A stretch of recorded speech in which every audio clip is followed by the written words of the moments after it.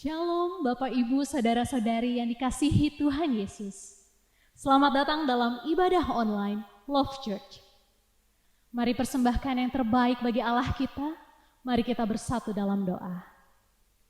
Tuhan Allah Bapa kami yang bertata dalam kerajaan surga, kami bersyukur untuk setiap kebaikan yang Tuhan berikan dalam hidup kami. Terima kasih kami masih boleh diberi kesempatan untuk dapat bersama-sama bersekutu di rumah kami masing-masing.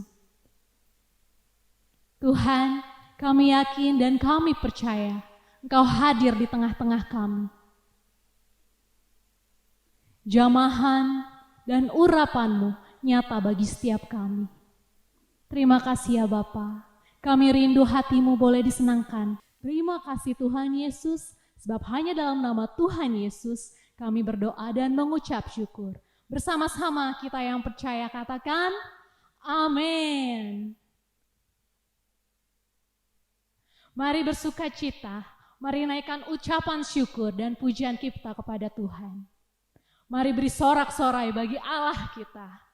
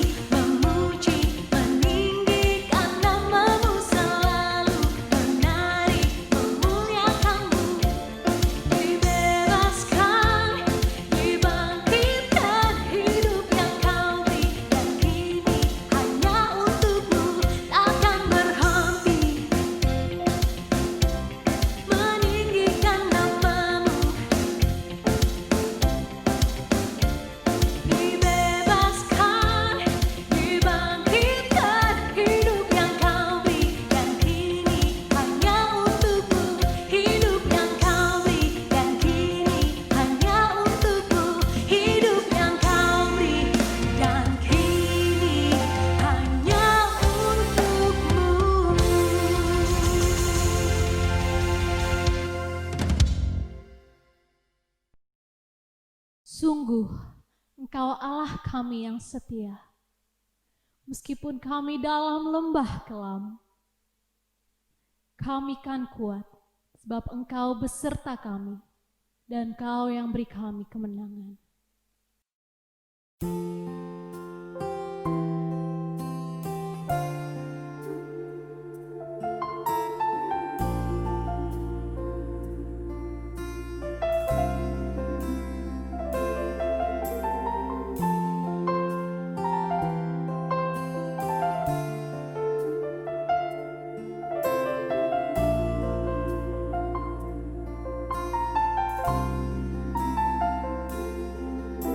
Sekali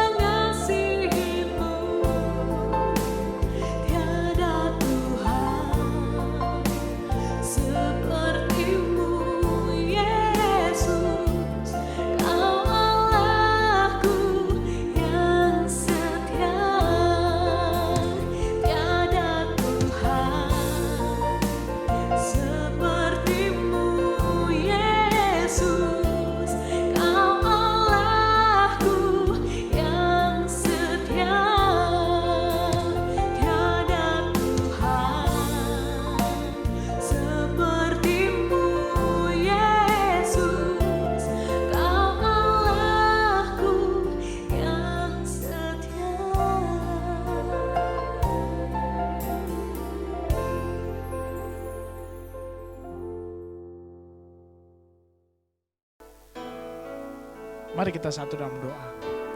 Bapa, kami mengucap syukur Tuhan atas waktu yang indah yang Kau berikan bagi kami. Kami bersyukur atas keluarga yang masih ada bersama-sama dengan kami. Kami mengucap syukur atas nafas kehidupan yang kami miliki sampai saat ini.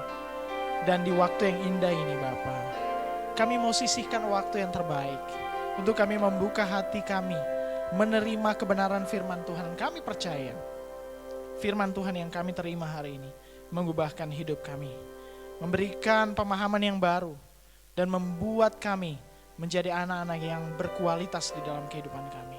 Roh Kudus, tuntun kami untuk memahami firman-Mu. Hamba-Mu yang akan menyampaikan firman Tuhan, urapilah di dalam nama Tuhan Yesus. Haleluya, amin. Shalom, kita bersyukur boleh ada di tempat ini semuanya karena kebaikan Tuhan, amin. Kita siapkan, mari kita datang kepada Tuhan dan kita buka firman Tuhan di dalam Markus 12 ayat 41 sampai 44. Markus 12 ayat 41 sampai dengan ayat yang ke-44. Pada suatu kali, Yesus duduk menghadapi peti persembahan dan memperhatikan bagaimana orang banyak memasukkan uang ke dalam peti itu. Banyak orang kaya memberi jumlah yang besar. Lalu datanglah seorang janda yang miskin dan ia memasukkan 2 peser yakni 1 duit. Maka dipanggilnya murid-muridnya dan berkata kepada mereka, "Aku berkata kepadamu, sesungguhnya janda miskin ini memberi lebih banyak daripada semua orang yang memasukkan uang ke dalam peti persembahan. Sebab mereka semua memberi dari kelimpahannya, tetapi janda ini memberi dari kekurangannya, semua yang ada padanya, yaitu seluruh nafkahnya." Berbahagialah mereka yang mendengarkan firman Tuhan dan memeliharanya dan melakukannya dalam kehidupan sehari-hari. Ini luar biasa cerita yang indah yang terjadi, yang disampaikan oleh Tuhan Yesus kepada murid-muridnya. Tujuannya untuk mengajarkan hal yang terpenting, hal yang esensi di dalam kita berhubungan dengan Tuhan. Sehingga tak ada yang kebetulan ketika dia bersama-sama dengan murid-muridnya di halaman bait Allah. Dan pada saat dia melihat janda miskin itu datang dan memberikan persembahan, ibaratnya dia lagi bilang ke murid-muridnya, "Sini, janda ini memberi lebih banyak daripada semua orang." Yang mana semua orang yang memberikan persembahan tadi adalah mereka yang kaya. Mereka datang memberi dengan penuh kebanggaan atas apa yang mereka berikan.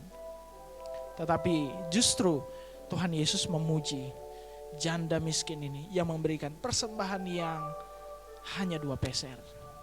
Kecil di mata manusia. Tapi kita melihat Tuhan begitu mengajarkan sesuatu yang penting buat setiap kita.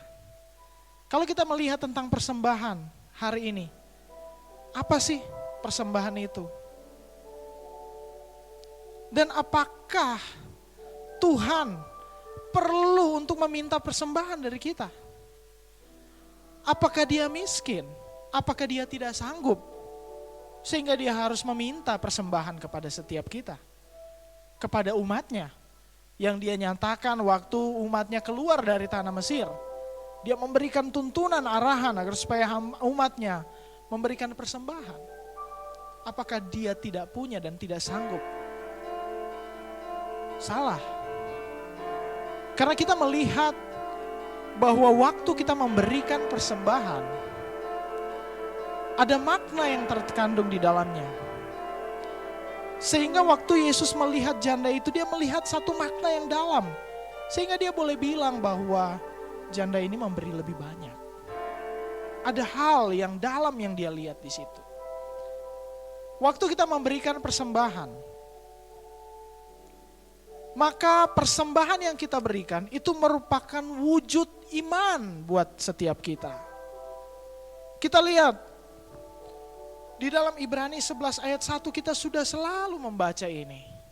Iman adalah dasar dari segala sesuatu yang kita harapkan dan bukti dari segala sesuatu yang tidak kita lihat. Waktu dia memberi, sudahkah dia percaya, benar-benar dia percaya bahwa Tuhan yang memelihara dia? Karena waktu kita memberi sesuatu, pasti ada bagian yang kita pisahkan. Ada bagian yang kita kurangi. Buat orang-orang yang punya, mungkin ketika dia mengurangi sesuatu, dia tidak akan terlalu merasakan sesuatu pengaruh. Karena dia punya. Tetapi untuk orang-orang seperti janda miskin tadi, waktu dia memisahkan sesuatu, pasti akan sangat berpengaruh dalam kehidupannya. Tetapi waktu dia memisahkan sesuatu, dia memisahkan persembahan untuk Tuhan, itu menunjukkan bahwa dia percaya kepada Tuhan. Percaya akan kasih-Nya, bahwa Allah sanggup memelihara hidupnya. Kita lihat di dalam Roma 8 ayat 32. Firman Tuhan bilang, Ia yang tidak menyayangkan anaknya sendiri, tetapi yang menyerahkannya bagi kita semua, bagaimanakah mungkin Ia tidak mengaruniakan segala sesuatu kepada kita bersama-sama dengan Dia? Yang menghalangi anak-anak Tuhan tidak memberi adalah karena mereka ragu, karena mereka tidak percaya. Waktu mau menyisihkan persembahan, dia akan bertanya, nanti cukup gak buat saya? Ya Tuhan Yesus saya katakan, berikan kepada Tuhan apa yang wajib kamu berikan kepada Tuhan. Artinya satu hal yang kita sisihkan untuk Tuhan. Waktu kita menyisihkan itu menjadi tantangan tersendiri untuk kita berkata, bagianku yang aku sisihkan buat Tuhan, aku hanya mau beri yang terbaik.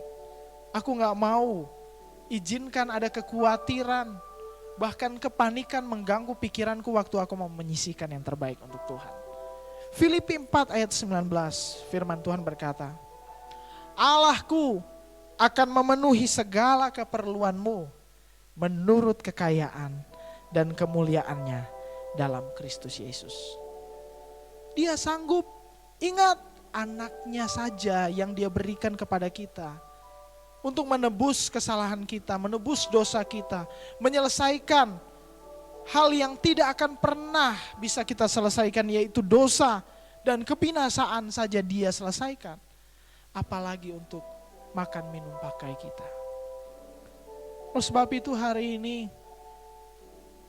kita sebagai anak-anak Tuhan harus melihat waktu kita memberi kepada Tuhan melalui persembahan atau bahkan hidup kita, sudahkah kita dasari dengan iman?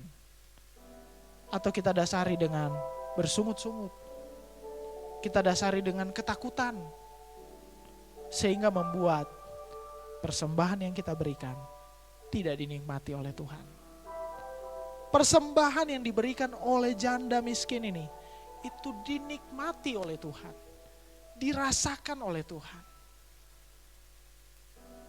Oleh karena itu saudara, kita lihat di dalam persembahan yang kita berikan akan menunjukkan seberapa besar iman kita kepada Tuhan.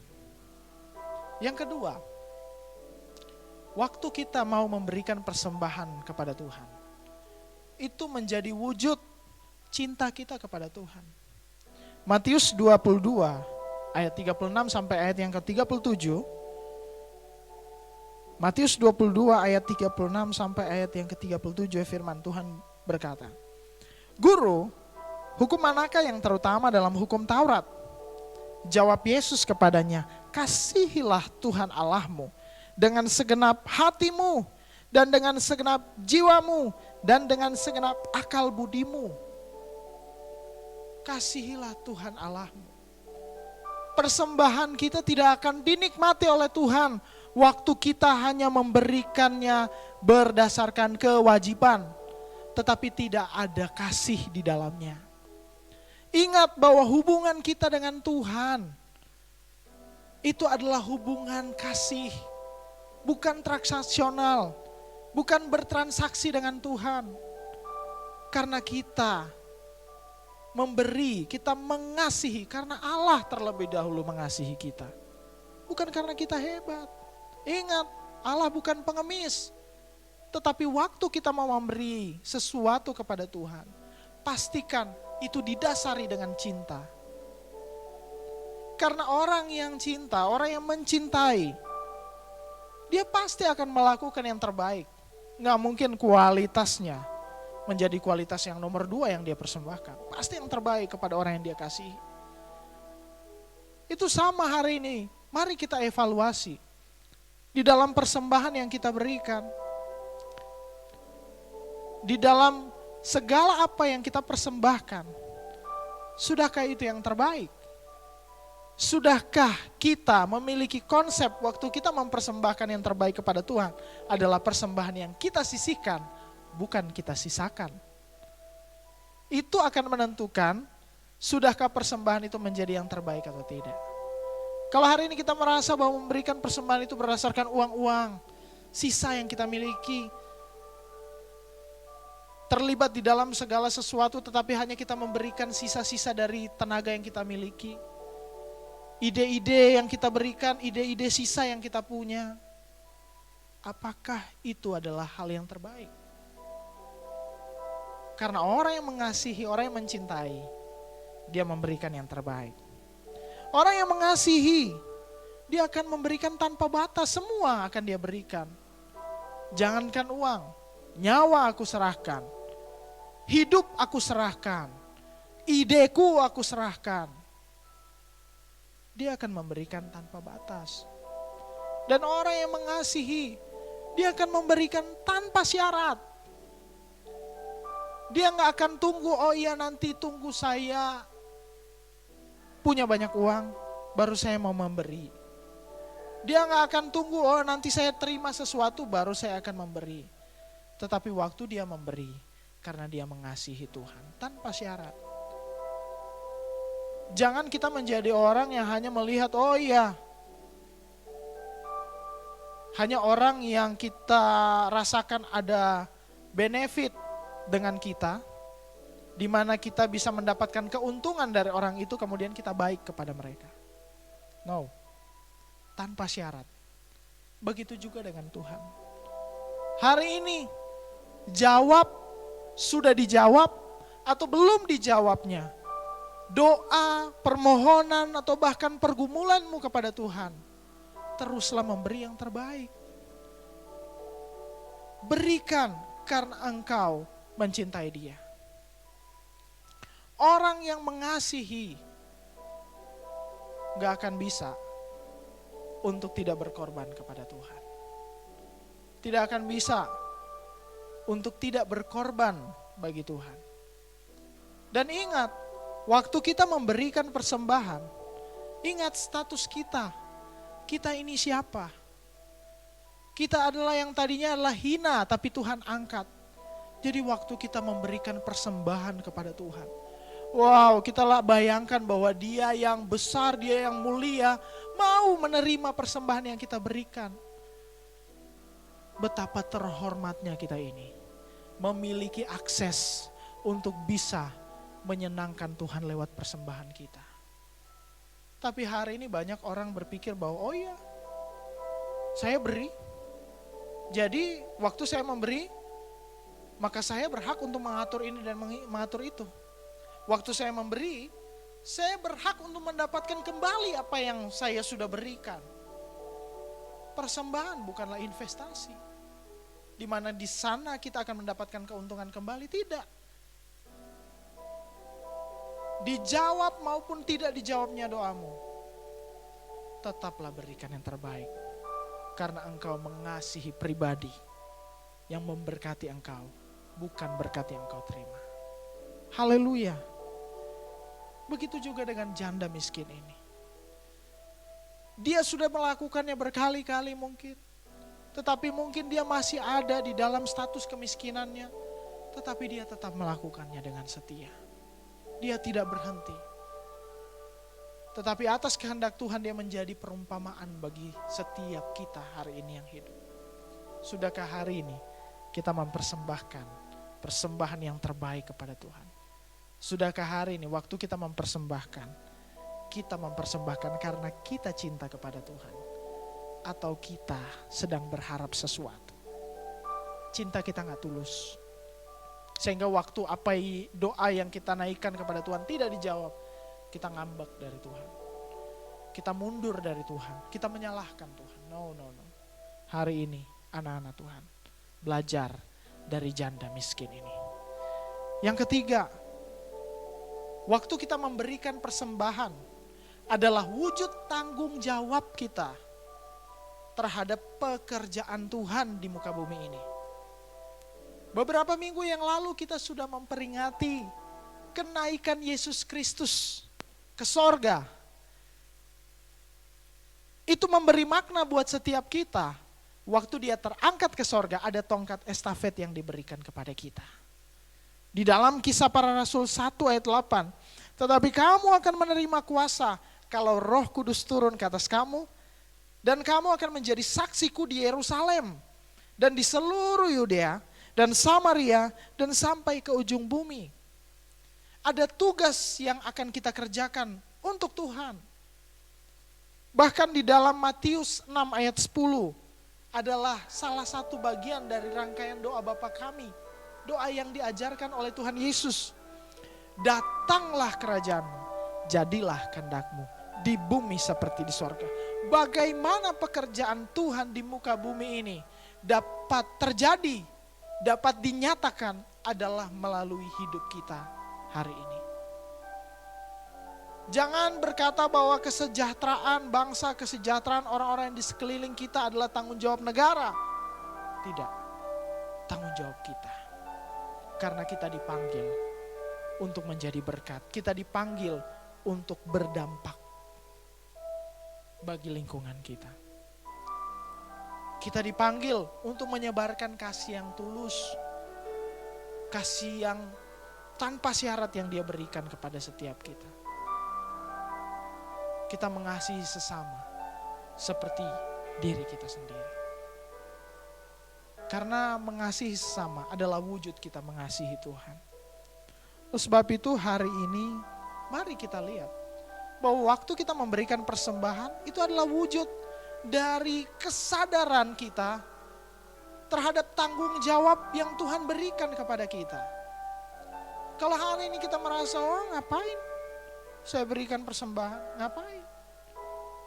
Kita lupa bahwa satu kali nanti atas apa yang kita miliki, Tuhan akan minta pertanggungjawaban. Atas apa yang kita miliki. Mungkin hari ini kita nggak sadar hidup itu berjalan terus normal seperti biasanya. Kita terus mendapatkan apa yang kita mau.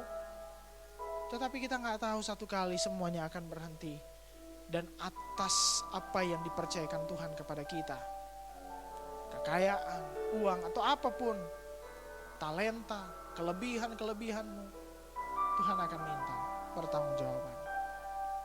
Sudahkah hari ini dari apa yang Tuhan berikan kepada kita, kita persembahkan untuk Tuhan? Oleh sebab itu hari ini kita lihat. Ingat bahwa waktu kita memberikan persembahan bukan karena Tuhan miskin. Tetapi di dalam persembahan yang kita berikan, kita persembahkan. Ada wujud cinta kita kepada Tuhan. Adalah wujud iman kita kepada Tuhan. Adalah wujud tanggung jawab kita terhadap pekerjaan Tuhan. Karena sebetulnya konteks di dalam janda ini, janda itu sebetulnya tidak berkewajiban untuk memberikan persembahan itu. Karena dari persembahan yang diberikan, ada bagiannya. Karena pada masa itu, persembahan yang diberikan oleh setiap orang adalah untuk pembangunan rumah Tuhan. Untuk segala kegiatan di rumah Tuhan. Untuk kesejahteraan para janda-janda miskin dan anak-anak yatim pada saat itu. Jadi sebetulnya dia gak wajib. Tetapi dia memberi. Karena satu, dia percaya kepada Tuhan. Tuhan sanggup untuk memeliharanya. Memenuhi kebutuhannya. Karena dia memberi, karena dia mengasihi Tuhan. Dia mendasari pemberiannya dengan kasih. dan dia menyadari tanggung jawabnya. Dia tidak hanya mau menerima, tetapi dia mau memberi bagi pekerjaan Tuhan. Oleh sebab itu hari ini, lihat, belajar dari janda ini, janda miskin ini. Itu mengapa gak heran kalau Tuhan bilang bahwa janda ini memberi lebih banyak daripada dari semua orang di tempat ini. Itu mengapa Tuhan memuji janda ini, karena dia melakukan hal yang terpenting. Oleh sebab itu hari ini sadar bahwa kita diberikan kehormatan untuk mempersembahkan sesuatu kepada Tuhan. Persembahkan hidup kita, mempersembahkan apa yang Tuhan percayakan di dalam kehidupan kita hari ini untuk pekerjaan Tuhan, agar supaya di dalam kehidupan kita nama Tuhan makin dipermuliakan. Jangan pertanyakan pemerintah, jangan pertanyakan gereja, apa yang sudah pemerintah lakukan buat bangsa, apa yang sudah gereja lakukan untuk bangsa. Tetapi tanyakan kepada diri kita, sudahkah hari ini kita mengambil tanggung jawab untuk kesejahteraan bangsa ini melalui hidup kita, melalui apa yang dipercayakan kepada kita. Beri persembahan, karena persembahan adalah kehormatan yang Tuhan berikan bagi kita. Tuhan Yesus memberkati. Mari kita berdoa. Kami mengucap syukur Tuhan buat firman yang kami terima hari ini. Biarlah Bapa, kami mau mempersembahkan yang terbaik. Karena kami menyadari hari ini persembahan yang kami berikan seharusnya menjadi wujud iman kami kepada Tuhan. Menunjukkan seberapa kami percaya kepada Tuhan. Dari apa yang kami sisihkan, kami percaya bahwa Allah memenuhi kebutuhan kami. Dan dari apa yang kami persembahkan kepada Tuhan, menunjukkan cinta kami kepada Tuhan. Bahwa kami hanya mau satu, menyenangkan hati-Mu. Kami gak mau menunggu apa yang kami inginkan dijawab, apa yang kami doakan dijawab dan dikabulkan. Tetapi satu Bapa, kami mau tulus berhubungan dengan Engkau. Kami mau menyenangkan Engkau lewat segala persembahan kami. Segala apa yang kami persembahkan kepada Tuhan. Dan dari persembahan yang kami berikan adalah tanggung jawab kami terhadap pekerjaan Tuhan, agar kerajaan-Mu dinyatakan di bumi seperti di sorga. Agar kehendak Tuhan terjadi, dinyatakan di bumi seperti di sorga. Oh Bapa, terima kasih, kami sadar akan kebenaran ini. Roh Kudus, kuatkan kami untuk mulai berjalan di dalam kebenaran. Kami berdoa secara khusus buat bangsa Indonesia. Kami percaya bahwa sampai hari ini tangan-Mu menyertai dan melindungi bangsa ini.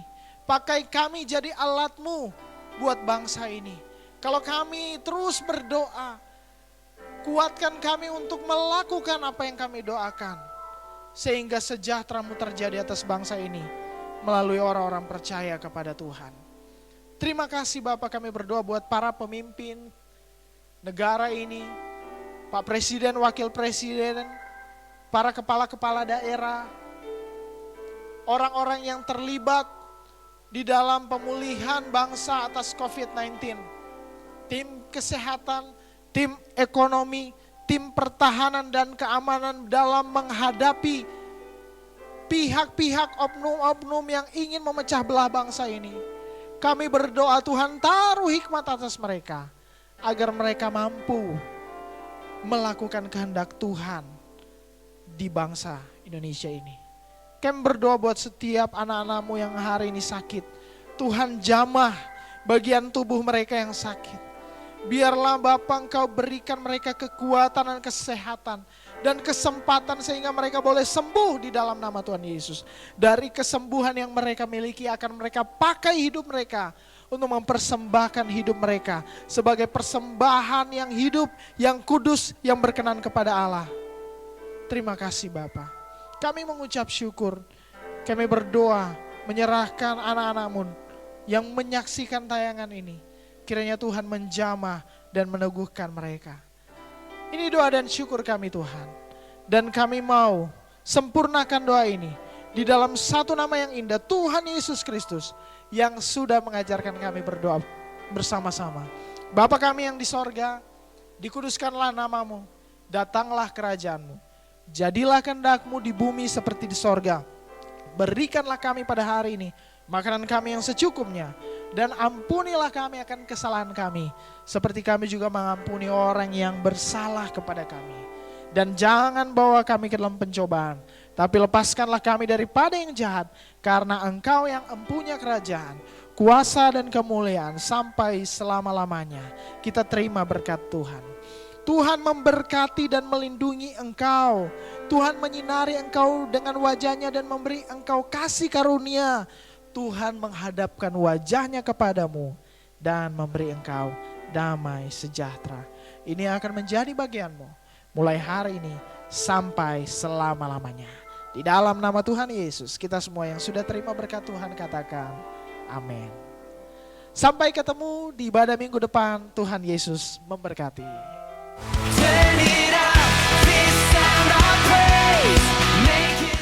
Visi gereja kami menjadi keluarga besar yang disukai semua orang untuk Tuhan menempatkan jiwa-jiwa yang diselamatkan. Misi, membangun dan melayani pelatihan-pelatihan untuk memperlengkapi orang-orang kudus bagi pembangunan tubuh Kristus. Membangun sistem pengelolaan gereja yang profesional dan transparan, menginisiasi dan melaksanakan program-program misi sebagai wujud kontribusi bagi kesejahteraan bangsa. Love Church beralamat di Gedung Geraha Surya Lantai 5, Jalan Setiabudi Selatan Kafling 9, Taman Perkantoran Kuningan, Jakarta Selatan.